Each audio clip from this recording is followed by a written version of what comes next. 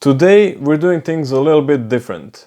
Instead of me giving out my own thoughts or ideas or providing you with certain advice, I'm going to be reading out the comments from both myself and a commenter that left a comment on my previous video.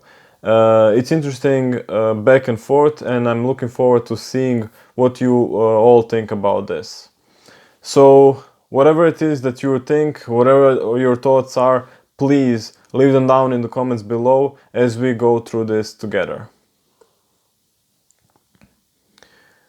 So, you were an atheist for 28 years, then took a psychedelic drug, had a profound experience, and now you are convinced Jesus is God.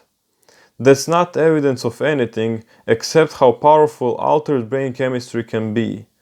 If tripping on ayahuasca is enough to change your entire worldview, then what about the people who have similar experiences and come back believing in Hindu deities, nature spirits, or even aliens? Should I take their revelations just as seriously? No, it wasn't the psychedelic experience that led me to realize Jesus is God.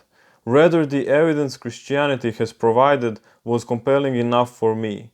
The profound experience led me to understand that there's something beyond us, something I couldn't accept my whole life due to lack of evidence. You should take everything into consideration and explore what's true by yourself. I'm convinced Jesus is the truth and he paints a clear picture of reality. What you're describing isn't proof of God.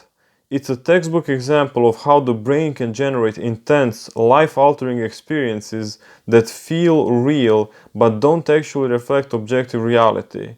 People on psychedelics report meeting gods, ancestors, and even machine elves, but that doesn't mean those things exist outside of their minds.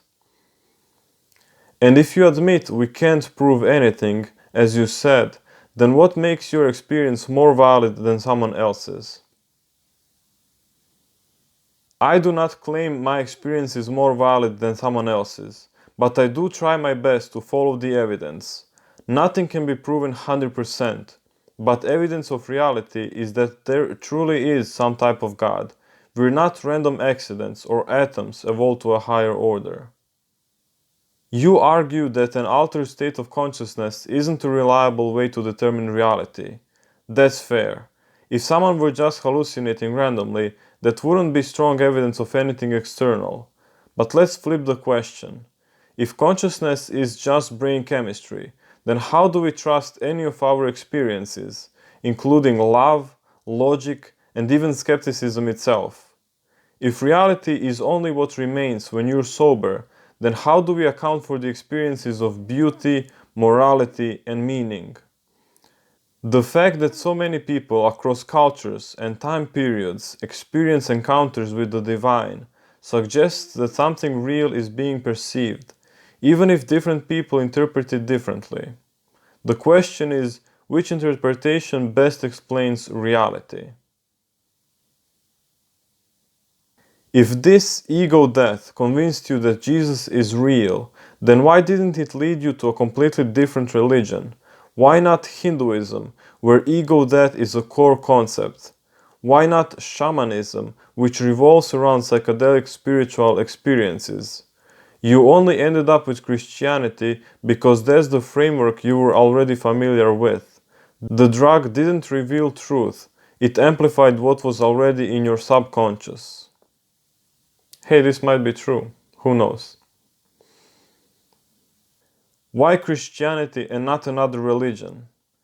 If my subconscious were simply amplifying what was already inside me, then why didn't I lean towards agnosticism, deism, or one of the many other worldviews I had explored? Buddhism is self-explanatory. Buddha himself did not claim to be a deity, just a mortal asking profound questions. For example, suffering. Hinduism points to everything being a part of God, or monism. If I were to smack you, would that be wrong? Monism wipes out the basis for right and wrong. Furthermore, they say that reality is sort of an illusion, and you can believe whatever you want, because it's all relative and irrelevant. This is obviously not the case. Islam, I already mentioned part of it in the video, and there's much more to say, but I might make a video expounding fully on why Islam isn't convincing. And the part where you claim Jesus is unique because he died and resurrected, that's just ignorance of mythology. Osiris, Dionysus, Mithras, plenty of gods had death and rebirth stories long before Christianity. Even if Jesus existed and was crucified, the resurrection is just another religious claim with no evidence.